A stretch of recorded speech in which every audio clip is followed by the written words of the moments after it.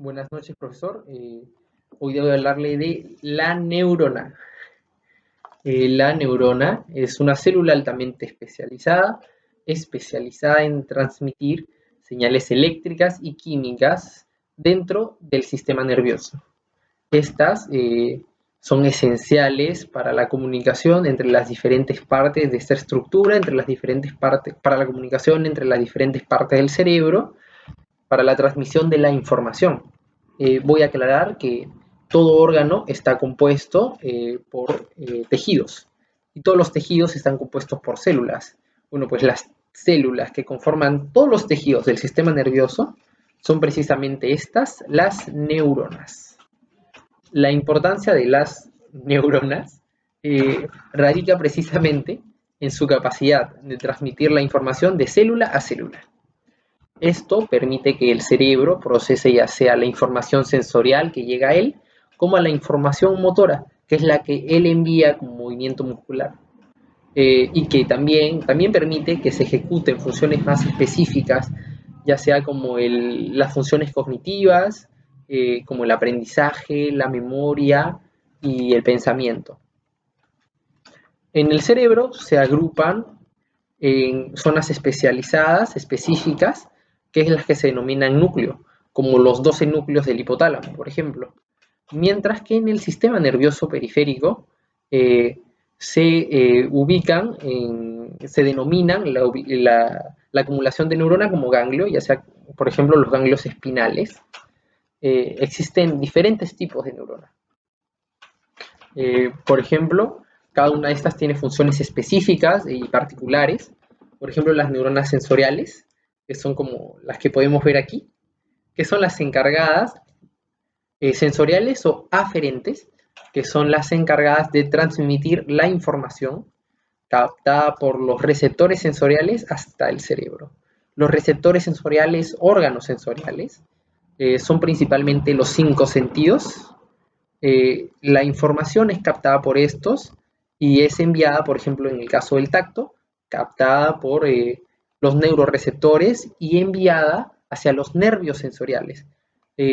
Los nervios sensoriales son nervios especializados, fibras nerviosas especializadas.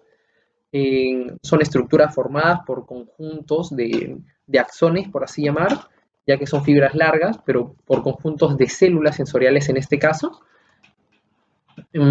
Estas agrupaciones también se denominan de neuronas fascículos o haces, y estos son los que transmiten la información, desde que es captada a través del nervio sensorial hasta la columna, hasta la médula espinal, y de la médula espinal es enviada al cerebro.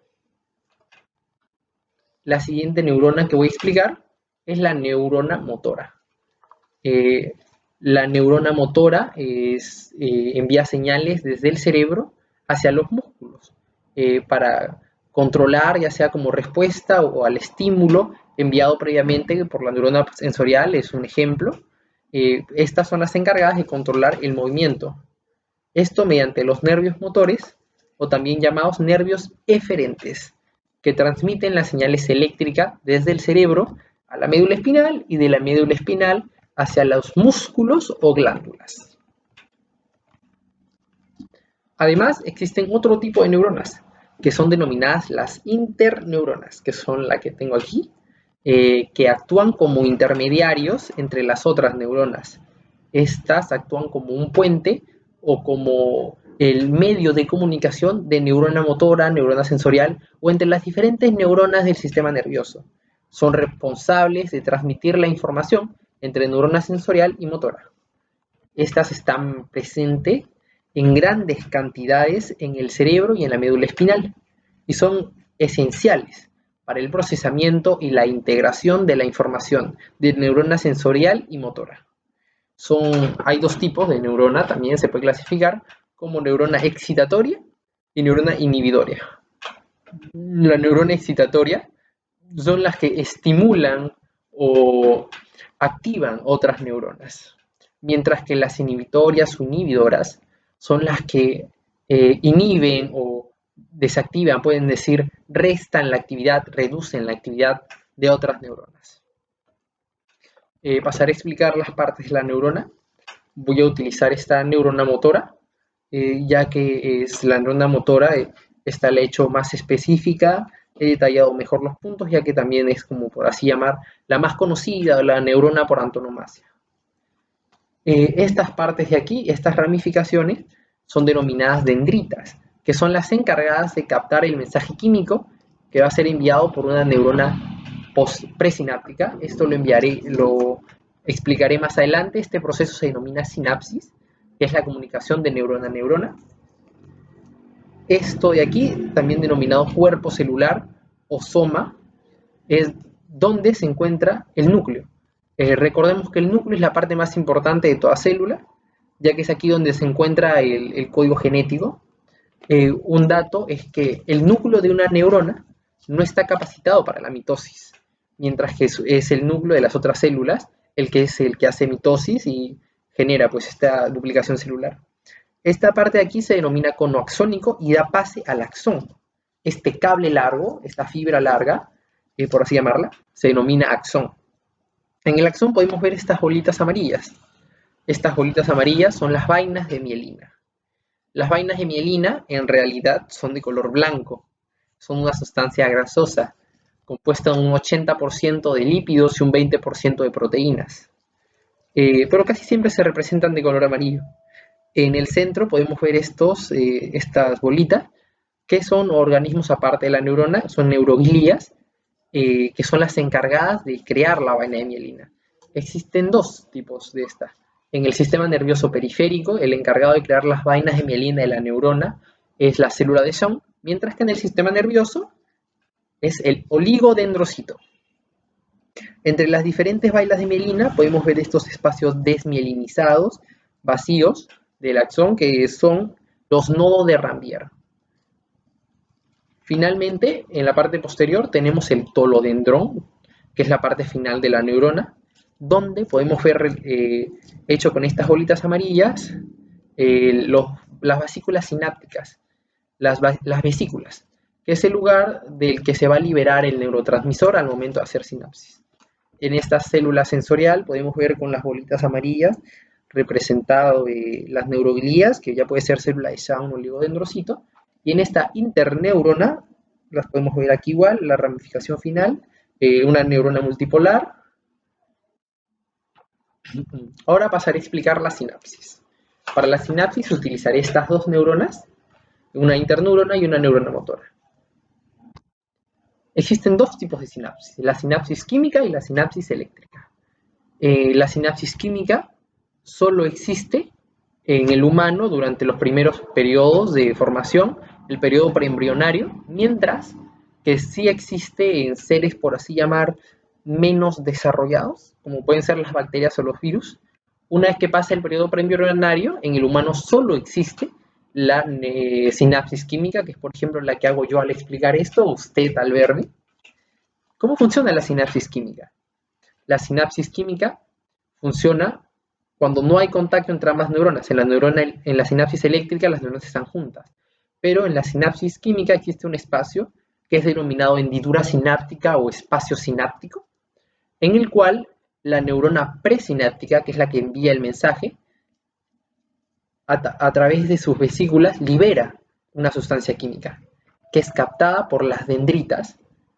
Actualmente diversos estudios han demostrado que también el soma en ciertas circunstancias es capaz de captar el neurotransmisor. De las dendritas es enviado al soma y del soma al axón.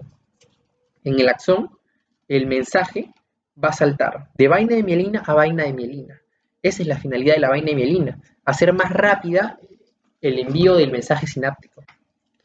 Luego va a llegar al tolodendrón, en donde el mensaje va a ir hacia las vesículas y va a excitar estas vesículas, haciéndolas liberar el neurotransmisor para que continúe el mensaje. Este proceso convierte la neurona postsináptica, la que recibe, en una neurona presináptica, que es la que envía de nuevo el mensaje. Ahora voy a mostrar un ejemplo en el que estas tres neuronas se van a comunicar. Un ejemplo específico en el que se comunican estas neuronas, la sensorial, la motora y la interneurona, sería un reflejo involuntario. Por ejemplo, en el experimento que todos hemos visto, cuando un médico golpea con un martillo la rodilla. Al hacer esto, golpea el tendón rotuliano. Al hacer esto, las fibras nerviosas del tendón detectan este estímulo, enviado del exterior, este golpe, y envían una señal eléctrica a través de los nervios sensoriales, a través de la neurona sensorial, hacia la médula espinal. Una vez que llega a la médula espinal, son procesadas por la interneurona. Y es la interneurona la que va a comunicar este mensaje, la que va a comunicar esto que ha pasado a la neurona motora, quien enviará una señal eléctrica a las fibras musculares de la rodilla, lo que resulta en la contracción involuntaria de este músculo. ¿Cómo ocurre este proceso? Primero, la neurona sensorial recibe la información y se la comunica a la neurona interneurona o a la neurona mixta. La neurona mixta va a pasar a comunicársela a la neurona motora y la neurona motora enviará la respuesta efectora hacia el músculo, hacia la rodilla, generando la contracción involuntaria. Este es un ejemplo en el que operan las tres neuronas.